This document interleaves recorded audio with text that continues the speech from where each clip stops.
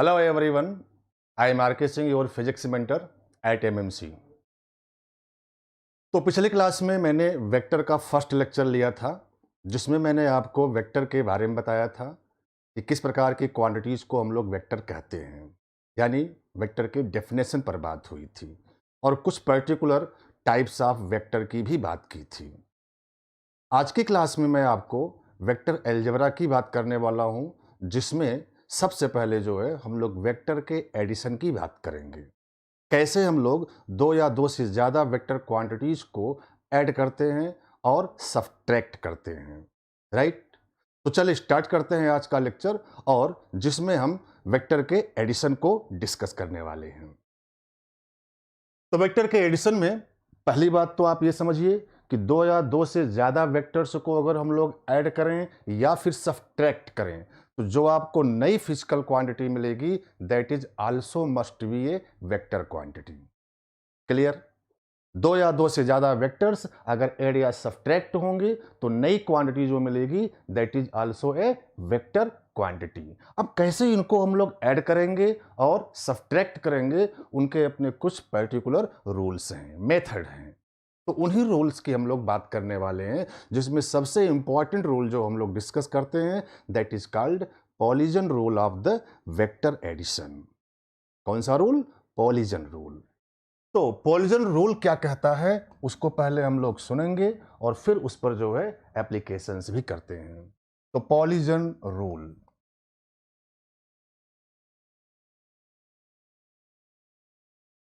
पॉलीजन rule of vector addition. तो यह rule हमें यह स्टेटमेंट देता है कि अगर दो या दो से ज़्यादा वेक्टर्स हों और उन्हें हम लोग किसी पॉलीजन की साइड से रिप्रेजेंट करें इन the same sense, either in clockwise और इन एंटी क्लॉकवाइज, तो उन सब का समेशन जो होगा या रिजल्टेंट जो होगा उसे हम बोलते हैं नल वेक्टर के इक्वल होता है। फॉर एग्जाम्पल दैट, मान लो कि हमारे पास जो है एक हेक्सागन है। हेक्सागन में कितने नंबर ऑफ साइड्स होती हैं? 6, 6 साइड हैं। तो 6 साइड से बना हुआ एक हेक्सागन अगर हम लोग ले लें तो दिस इज ए हेक्सागन जिसमें नंबर ऑफ साइड्स कितनी है? 6। चलो इनको हम लोग रिप्रेजेंट कर दें अगर A B C D E and F से। These are the 6 corner of the hexagon. अब हमारे पास 6 वेक्टर हैं, ठीक है। 6 वेक्टर हैं। अब उन्हीं 6 वेक्टर को हम लोग इसी हेक्सागन के द्वारा जो है रिप्रेजेंट करने वाले हैं इन द सेम सेंस। चलो मान लिया कि एक वेक्टर हमने इस हेक्सागन के इस साइड से रिप्रेजेंट किया इन दिस डायरेक्शन, तो इसे हम लोग बोलेंगे this is vector A B.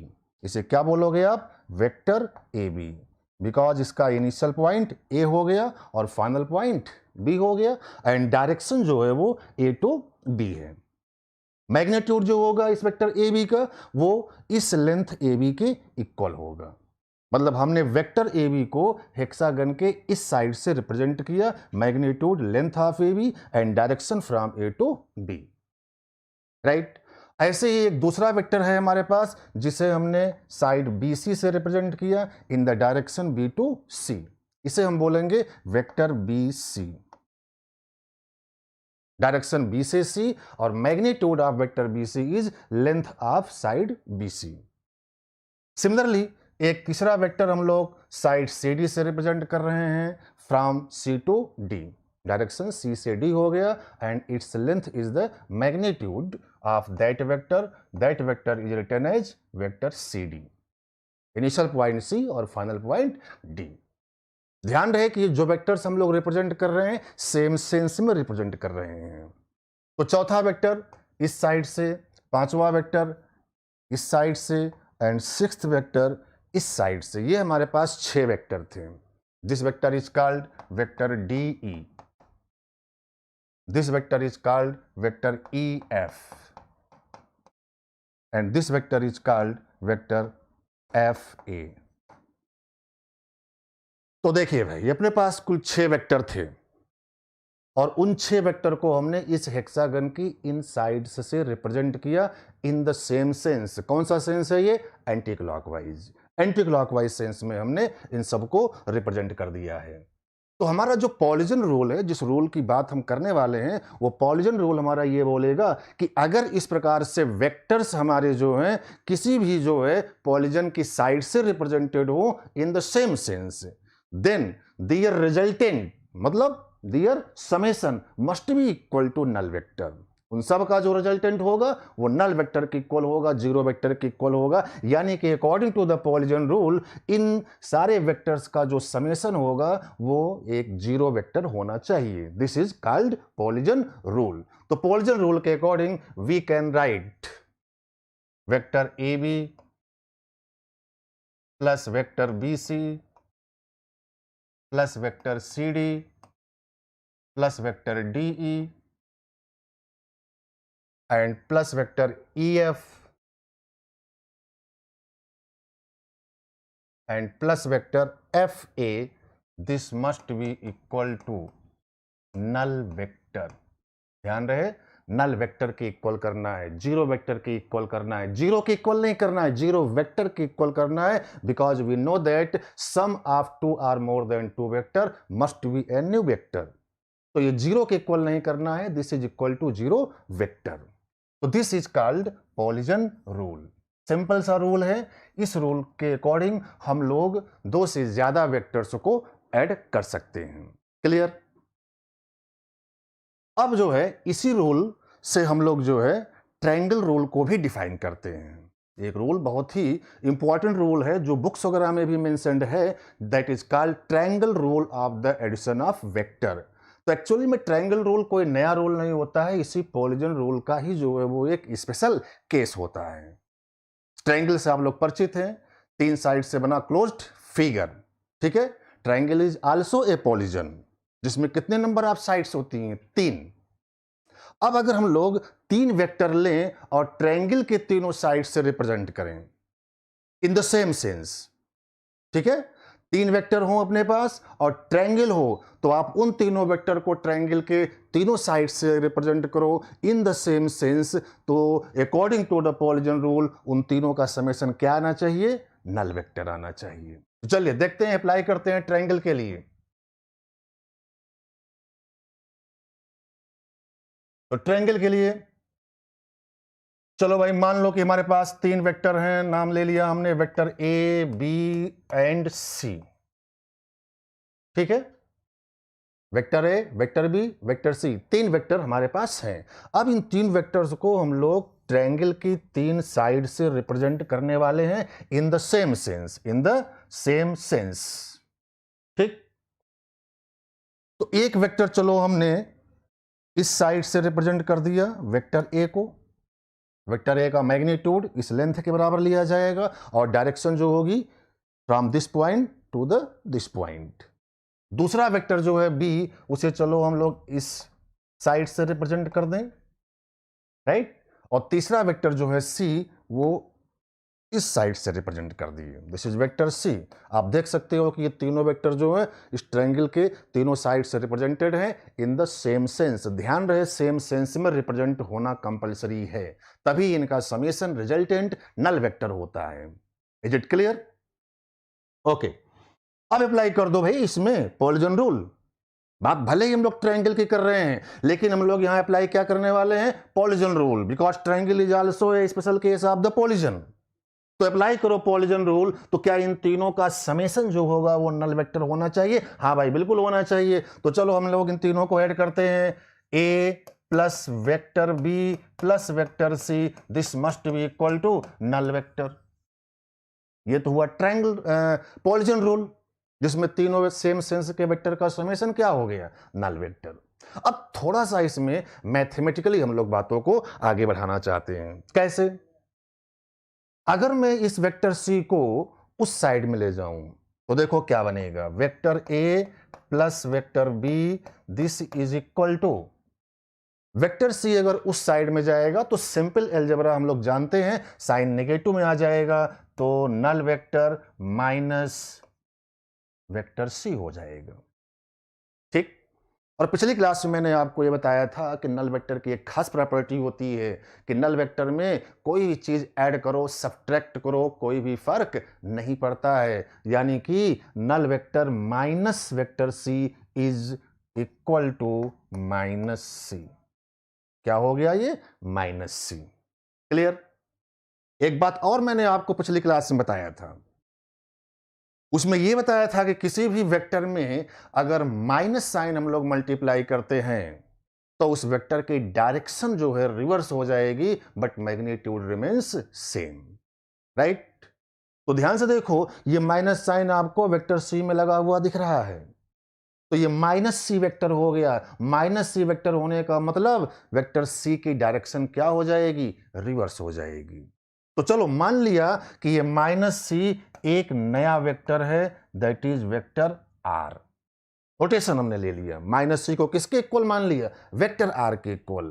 तो ये वेक्टर आर कैसा वेक्टर होना चाहिए? वेक्टर आर एक ऐसा वेक्टर होगा जिसका मैग्नीट्यूड वेक्टर सी के ही इक्वल होगा, लेकिन डायरेक्शन जो होगी वो वेक्टर सी के अपोजिट होगी। यानी कि अगर इसी वेक्टर सी की डायरेक्शन हम लोग नीचे से ऊपर कर दें तो वो वेक्टर क्या कहलाएगा? आर। वेक्टर आर हो जाएगा, यानी माइनस सी हो जाएगा। तो ये जो हमारे सामने ट्रायंगल दिख रहा है, अब इस ट्रायंगल को हम लोग चाहें तो कुछ इस प्रकार से भी दिखा सकते हैं। ठीक? कैसे? देखो आप, ये ट्रायंगल था हमारा, ये वेक्टर ए आगे की ओर है, जैसे है उसको वैसे ही दिखा दो आप। ये वेक्टर भी इस तरफ है, ये आप ऐसे दिखा दो। ठीक है? वेक्टर सी नीचे की ओर है। बोलो अगर मैं इस एरो को ऊपर कर दूं तो क्या वो माइनस सी हो जाएगा? हाँ भाई, बिल्कुल माइनस सी हो जाएगा। मैं यहां पर एरो ऊपर लगा रहा हूं तो अब ये वेक्टर सी नहीं होगा, ये क्या होगा? माइनस वेक्टर सी होगा। और माइनस वेक्टर सी किसके इक्वल है भाई? वेक्टर आर के इक्वल हमने माना हुआ है, तो दिस इज वेक्टर आर। ध्यान रहे कि this is nothing but simply minus vector C, इस वाले वेक्टर का अपोजिट वेक्टर, बिकॉज डायरेक्शन क्या हो गई? रिवर्स। और ये आर की वैल्यू किसके इक्वल आ रहा है भाई? ए प्लस बी के इक्वल। यानी आप यहां पर देख सकते हो कि vector R is equal to vector A plus B. Clear? इसी को हम लोग क्या बोलते हैं भाई? Triangle rule. आपकी बुक्स जो लिखती हैं कि अगर तीन वेक्टर किसी ट्रायंगल की तीन साइड से रिप्रेजेंटेड हो जिनमें दो वेक्टर सेम सेंस में हो और तीसरा वेक्टर उनके अपोजिट सेंस में हो। ट्रायंगल की तीन साइड से तीनों वेक्टर्स रिप्रेजेंटेड हो जिनमें दो वेक्टर सेम सेंस में हो और तीसरा अपोजिट सेंस में हो, तो अपोजिट सेंस वेक्टर की value sum of same sense vector होता है। This is called triangle rule. This is the statement of triangle rule. Right?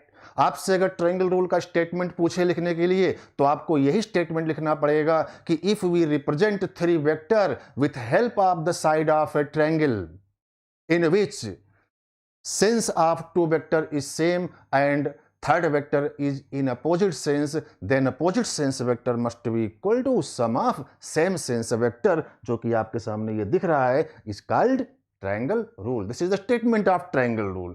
लेकिन आप हमें ये बताओ कि जो कुछ भी हम लोगों ने करके देखा है वो कहां से आया है भाई? यहां से आया है। और ये चीज था क्या भाई? पॉलीजन रूल। ये क्या था? पॉलीजन रूल। इसका मतलब ये हुआ कि जो ट्रायंगल रूल का स्टेटमेंट हम लोग बोल पा रहे हैं वो कोई नया स्टेटमेंट नहीं है। उसकी ओरिजिन हुई कहां से भाई? उसकी ओरिजिन पॉलीजन रूल से ही हुई। तो एक्चुअल में वेक्टर के एडिशन का एक ही रूल है and that one is polygon rule.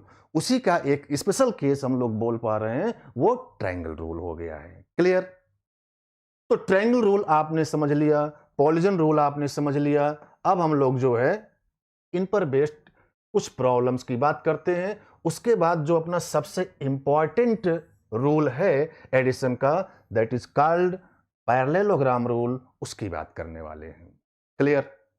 तो चलिए एक बहुत ही सिंपल सी प्रॉब्लम लेते हैं, उस प्रॉब्लम को पहले समझते हैं और फिर उसको कैसे सॉल्व करना है उस पर बात करते हैं।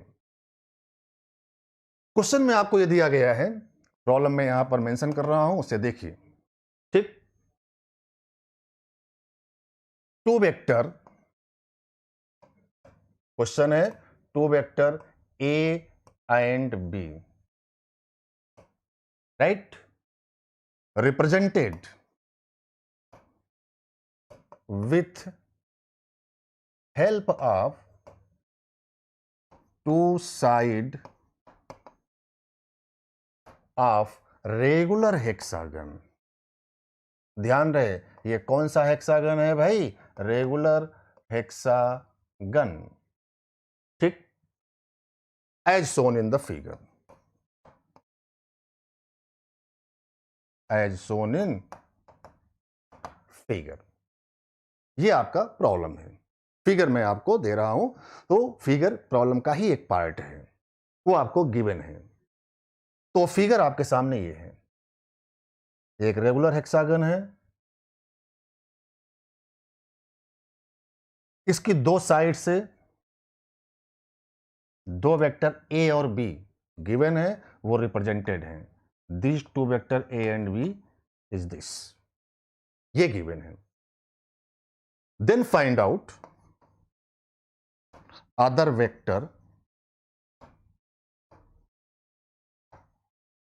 Then find other vector as shown in figure. यानी आपको जिन वेक्टर्स को फाइंड करना है वो भी फिगर में बना करके दिया गया है। तो चलो भाई हम लोग जो है यहां पर एक वेक्टर अगर ये ले लें, एक वेक्टर ये ले लेते हैं, एक वेक्टर ये ले लेते हैं, ऐसे बहुत सारे वेक्टर्स जो हैं आपके सामने ये दिख रहे हैं, और भी हम लोग बना सकते हैं। अपने को समझना है तो इतने काफ़ी हैं, यहां से क्लियरिटी आपको हो जाएगी। तो हमने इतने वेक्टर्स बना दिए हैं, इन सब की वैल्यू हमें फाइंड कर रहा है। ध्यान रहे कि आंसर अपना केवल ए और बी के टर्म में आना चाहिए, बिकॉज क्वेश्चन में जो गिवन है ओनली क्या गिवन है, vector A and vector B. इन सब की values in the term of vector A and B find करना है। This is our problem. Clear? अच्छे तरीके से आपके सामने ये प्रॉब्लम रखी गई होगी, समझ में आ गया होगा। तो चलो सबसे पहले हम लोग ये समझते हैं कि ये जो दिया गया है रेगुलर हेक्सागन, ये रेगुलर हेक्सागन क्या होता है। हेक्सागन तो आप जानते हो, ठीक है। हेक्सागन एक ऐसा क्लोज्ड फिगर होता है जिसमें नंबर ऑफ साइड्स कितनी होती हैं, 6। और रेगुलर हेक्सागन वो होता है जिसमें ये सारी साइड्स इक्वल लेंथ की होती हैं। अच्छा, नंबर ऑफ साइड्स अगर 6 हैं तो नंबर ऑफ एंगल्स भी 6 होंगे। तो रेगुलर हेक्सागन वो होता है जिसमें सारी साइड्स इक्वल लेंथ की और सारे एंगल्स भी इक्वल होते हैं। क्लियर?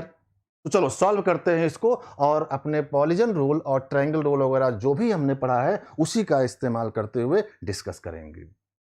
तो देखिए, सबसे पहले मैं आपको रेगुलर हेक्सागन की कुछ खास प्रॉपर्टी होती हैं वो बता दूं।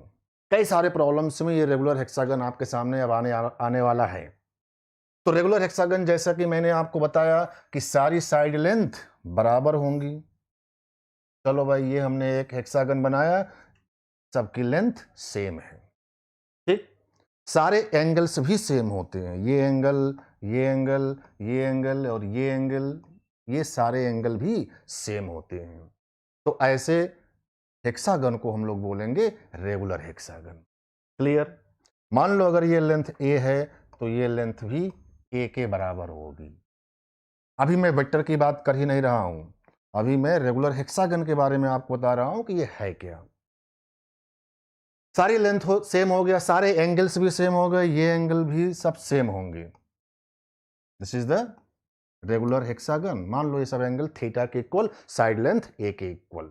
अब इसकी एक खास प्रॉपर्टी होती है कि अगर मैं इस हेक्सागन के सेंटर को, ठीक है, सेंटर मान करके एक सर्कल ड्रा करूं तो इस प्रकार से एक सर्कल ड्रा कर सकता हूं जो कि इसके सारे कॉर्नर्स को टच करते हुए जाएगा। ध्यान रहे, दिस इज ए सर्कल। ये हेक्सागन इस सर्कल के अंदर आएगा और ये सर्कल हेक्सागन के सारे कॉर्नर को टच करेगा। It is compulsory only for regular hexagon. और हेक्सागन और सर्कल दोनों का सेंटर कॉमन होगा, दैट इज दिस, ठीक। तो अब अगर हम लोग इन सारे कॉर्नर्स को सेंटर से मिला दें तो क्या ये हमारा सर्कल का रेडियस हो जाएगा? बिल्कुल हो जाएगा रेडियस। सिमेट्री आपको दिख रही है, ये सारे एंगल सेम होंगे, सारे एंगल सेम होंगे सिमेट्री से। ये अगर हम लोग अल्फा मान लें तो ये एंगल भी अल्फा, ये भी अल्फा, ये भी अल्फा, ये भी अल्फा, सारे एंगल सेम हो गए हैं। Is it clear?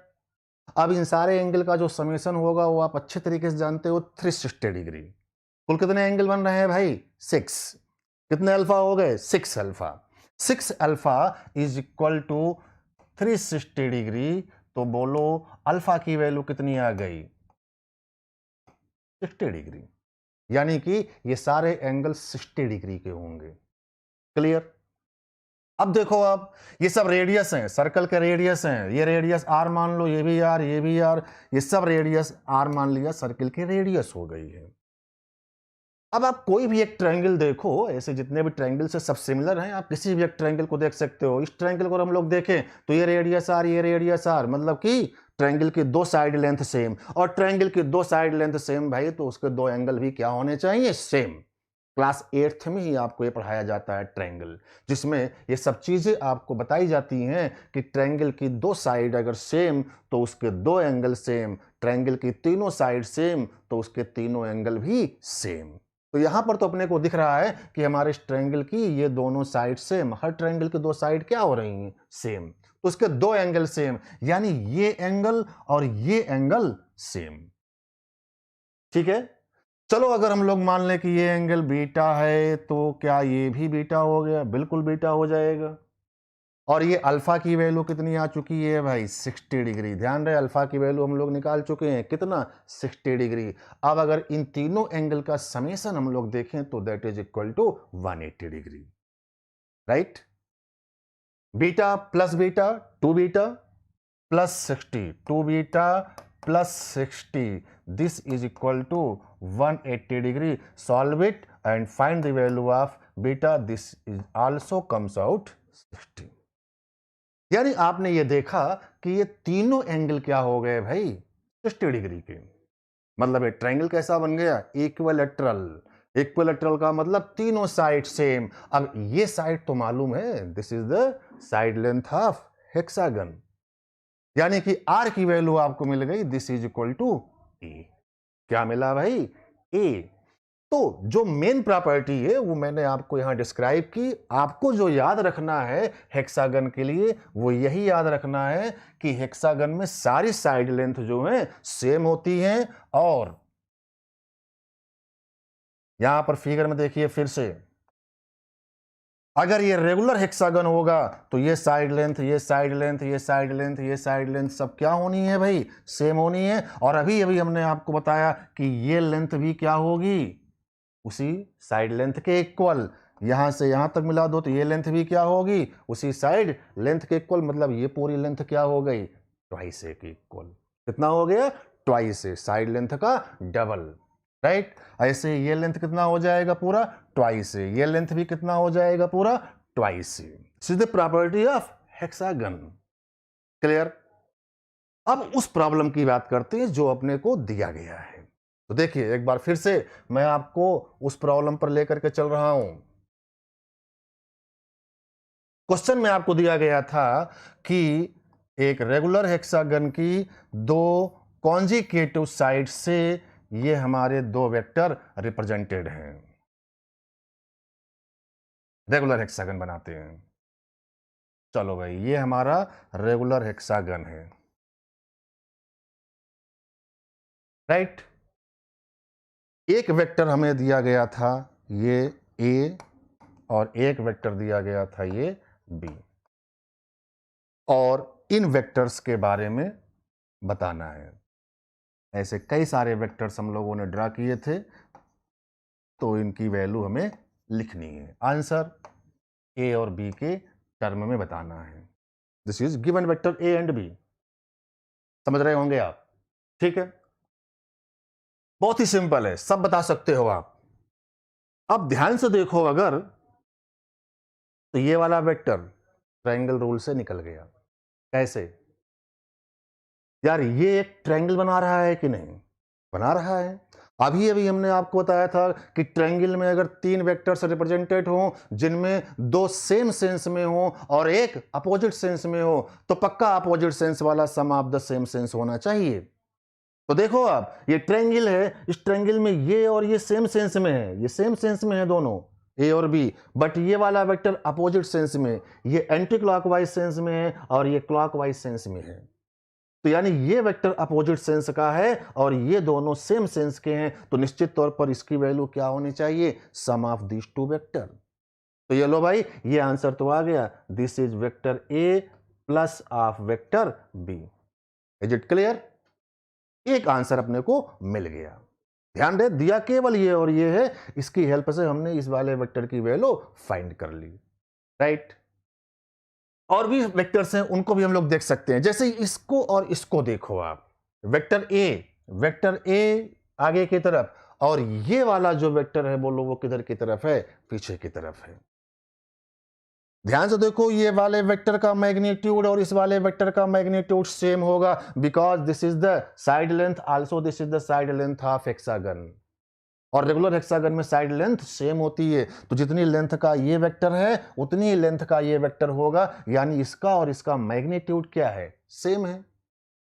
लेकिन भाई डायरेक्शन की बात करें अगर, तो यहां पर आगे की तरफ है और यहां पर किधर है, पीछे की तरफ, यानी इस वाले वेक्टर की डायरेक्शन इस वाले वेक्टर के अपोजिट। समझ रहे हैं? तो इसकी वैल्यू क्या होगी, इसी में माइनस साइन लगा करके लिख सकते हो। अगर मैं इसमें माइनस साइन लगा दूं तो क्या इसकी डायरेक्शन पीछे हो जाएगी, और अगर पीछे हो गया तो इसकी डायरेक्शन मिल जाएगी, यानी कि ये वाला वेक्टर जो होगा निश्चित तौर पर जो है माइनस ऑफ वेक्टर ए हो जाएगा। ठीक है, और वेक्टर्स की बात करते हैं।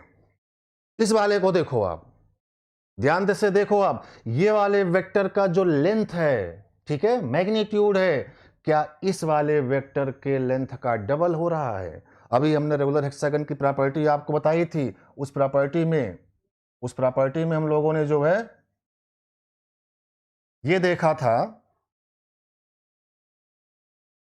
कि इस लेंथ का ये वाला जो लेंथ है डबल होगा। अच्छा, वेक्टर बी की डायरेक्शन और इस वाले वेक्टर की डायरेक्शन क्या हो रही है भाई, सेम हो रही है, यानी इसकी और इसकी डायरेक्शन सेम, लेकिन इसकी जो लेंथ होगी इस वाले लेंथ का डबल हो जाएगा। तो इस वाले लेंथ का अगर डबल हो जाएगा तो बताइए कि ये वाला वेक्टर होना कितना चाहिए, इसका डबल। डायरेक्शन तो सेम है ही, लेकिन मैग्नीट्यूड क्या हो रहा है, इस वाले के मैग्नीट्यूड का डबल हो रहा है, तो this is must be vector 2b। ठीक है, यहां पर माइनस साइन क्यों नहीं लगाया, क्योंकि डायरेक्शन सेम है। माइनस साइन तो हम लोग तब लगाते हैं जब डायरेक्शन क्या होती है, अपोजिट। जैसे इसमें ये आगे की ओर और ये किधर है, पीछे की ओर, इसलिए जो है इसमें माइनस साइन लगाया है।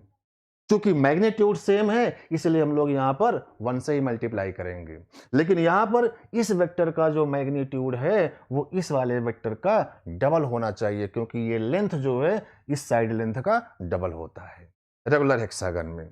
अब डायरेक्शन जो है सेम होने की वजह से हम लोग केवल 2 टाइम्स ऑफ बी लिख देंगे। क्लियर? ये आ गया भाई। अच्छा भाई, ये आ गया, ये आ गया। अब देखो ये ट्रायंगल बन रहा है। अब इस ट्रायंगल में ट्रायंगल रूल लगाओ और आंसर निकालो। क्या this plus of this must be equal to this? क्यों ऐसा बोल रहे हैं? क्योंकि ये वेक्टर और ये वाला वेक्टर सेम सेंस में है और ये वाला किस में आ गया, अपोजिट सेंस में। यानी इस वाले वेक्टर की वैल्यू क्या होनी चाहिए भाई? हमने क्या बोला कि this vector plus of this vector is equal to this vector. ठीक है, तो इसकी जो वैल्यू होगी वो twice B minus of A plus B होगी, क्योंकि this plus this is equal to this, hence this is equal to 2b minus of A plus B.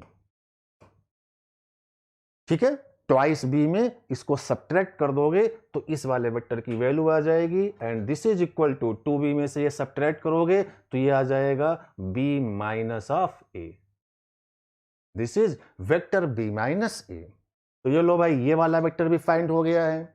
अच्छा, अब अगर ये आ गया तो इसको और इसको देखो आप, क्या ये लेंथ और ये लेंथ सेम, क्योंकि ये रेगुलर हेक्सागन की साइड है, तो ये लेंथ सेम, मतलब इसका और इसका मैग्नीट्यूड सेम। अच्छा, इसकी डायरेक्शन देखो, ये भी ऊपर और ये भी किधर है, ऊपर की तरफ है, तो डायरेक्शन भी सेम और मैग्नीट्यूड भी सेम। किसी भी दो वेक्टर के डायरेक्शन और मैग्नीट्यूड अगर दोनों सेम होते हैं तो हम बोलते हैं कि वो दोनों इक्वल वेक्टर हैं। इसका मतलब ये वही वेक्टर होगा जो ये होगा। तो ये वेक्टर b माइनस ए है, तो निश्चित तौर पर ये भी वेक्टर b माइनस ए ही होना चाहिए, राइट। अब जो है ये आ गया। अच्छा, यहां और यहां में देखो आप, ये वेक्टर b ऊपर की ओर है और ये वाला वेक्टर नीचे की तरफ है। दोनों की लेंथ सेम, मतलब जो मैग्नीट्यूड इसका होना चाहिए वही इसका होना चाहिए, लेकिन डायरेक्शन इसकी जो है इस वाले के अपोजिट। मतलब ये वाला फिर से इस वाले का क्या हो जाएगा, अपोजिट। मतलब ये अगर vector b, this is minus vector b। समझ रहे होंगे आप? तो this is minus vector b, इस वाले का अपोजिट। लगा दो ट्रायंगल रूल, तो ये वाली वैल्यू फाइंड हो जाएगी। ठीक है, ये ट्रायंगल बन रहा है। अब इस ट्रायंगल में क्या होना चाहिए, इसका और इसका समेशन, इसका और इसका समेशन किसके इक्वल, इस वाले के, क्योंकि ये दोनों वेक्टर सेम सेंस में है और ये वाला अपोजिट सेंस में है। ठीक है, तो चलो करके देखते हैं। This plus this is equal to this, it means this is equal to this minus of this. ठीक है, यानी इसकी जो वैल्यू आएगी, this is equal to vector B minus of A. ठीक है, this plus this is equal to this कर रहे हो, तो this is equal to B minus A minus of minus B, यानी minus of minus B. Solve कर लो इसको, तो this is equal to minus और माइनस प्लस, ये आ जाएगा 2b minus of A. This is 2b minus A. Clear? तो इस क्वेश्चन में जितने भी वेक्टर्स आपसे पूछे गए थे उन सबको हम लोगों ने कैलकुलेट कर लिया, और आप देख सकते हैं कि सबके जो आंसर्स हैं वो गिवन वेक्टर ए और वेक्टर बी के टर्म में ही लिखे गए हैं। हम लोगों ने यहां पर सिर्फ और सिर्फ ट्रायंगल रूल और पॉलीजन रूल जो अभी हम लोगों ने सीखा उसी का एप्लीकेशन किया, और कुछ भी नहीं किया है। अपने बेसिक मैथमेटिक्स को ध्यान में रखते हुए अपने रूल्स का एप्लीकेशन करके बड़ी आसानी से सारे अननोन वेक्टर्स को फाइंड कर लिए। चलो एक और क्वेश्चन करते हैं तो आपको और क्लियरिटी इस पर आएगी। तो क्वेश्चन देखिए, बिल्कुल ऐसा ही सेम, यही क्वेश्चन ऐसा ही ले रहे हैं। ठीक है, फिर से वही रेगुलर हेक्सागन ले रहे हैं। Again we have a regular hexagon. ठीक है, एक वेक्टर हमने ये ए ले लिया, ये वेक्टर ए हो गया, और एक वेक्टर हमने ये ले लिया बी।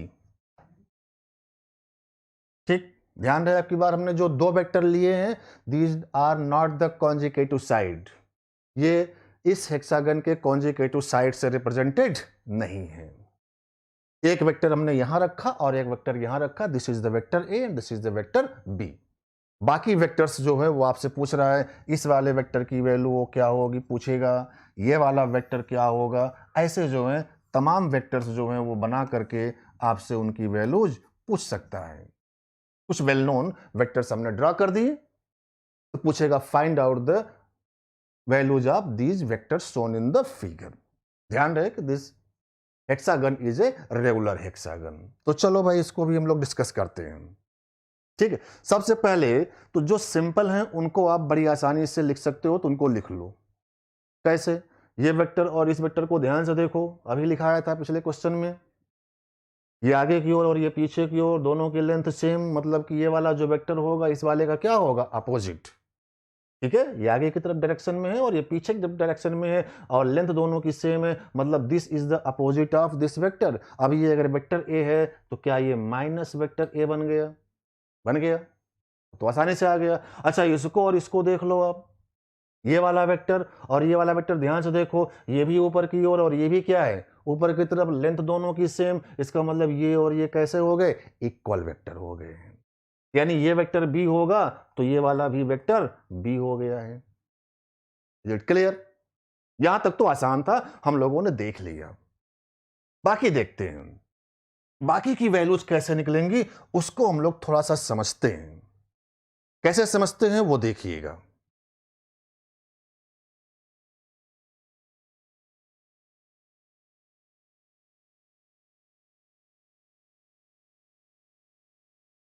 मान लो ऐसा कोई एक वेक्टर है,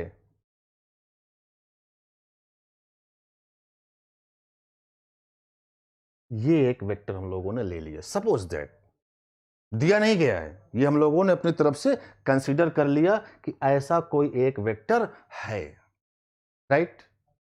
तो ये क्या होना चाहिए, ध्यान रहे क्वेश्चन का पार्ट नहीं है। अब इस क्वेश्चन में हम समझने के लिए जो है अपने से इसको मान लिए हैं कि ऐसा कोई एक वेक्टर अगर होता तो बोलो ये कितना होता, दिख रहा है यार, इसको और इसको देखो, क्या ये और ये दोनों सेम डायरेक्शन में है। इसकी लेंथ का डबल ही तो होता है ये लेंथ, इसका मतलब ये जो वेक्टर होना चाहिए वो वेक्टर 2b होना चाहिए। कितना आ गया, वेक्टर 2b। क्लियर। अब अगर ये वेक्टर 2b हो गया और ये वेक्टर a है तो आपको ट्रायंगल दिख रहा होगा, दिख रहा है कि नहीं दिख रहा है, ये एक ट्रायंगल दिख रहा है भाई। अब इस ट्रायंगल में vector a and vector 2b same sense में है, तो क्या इन दोनों का जो समेशन होगा वो यही वाला होगा कि नहीं, बिल्कुल हो जाएगा। यानी ये वाला वेक्टर आपको मिल गया, vector a plus vector 2b, इसकी वैल्यू फाइंड कर ली हम लोगों ने, राइट। लेकिन डायरेक्टली नहीं, ये वेक्टर हम लोगों ने अपनी तरफ से इमेजिन करके जो है इसकी वैल्यू फाइंड कर ली है, क्योंकि ये जो है क्वेश्चन में आपको दिया नहीं गया है।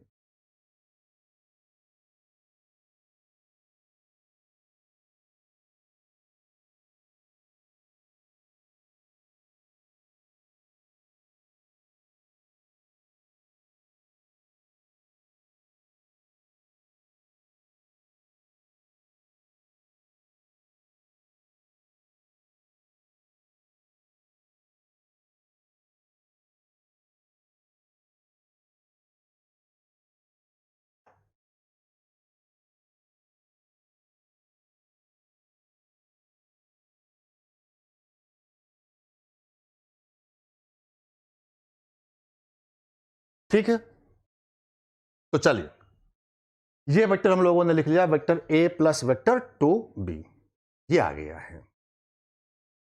लेकिन ध्यान रहे कि इस वेक्टर को लिखने के लिए हमने इस वाले वेक्टर को इमेजिन किया हुआ था, उसी की हेल्प से हम लोग इस वेक्टर को फाइंड कर पाएंगे।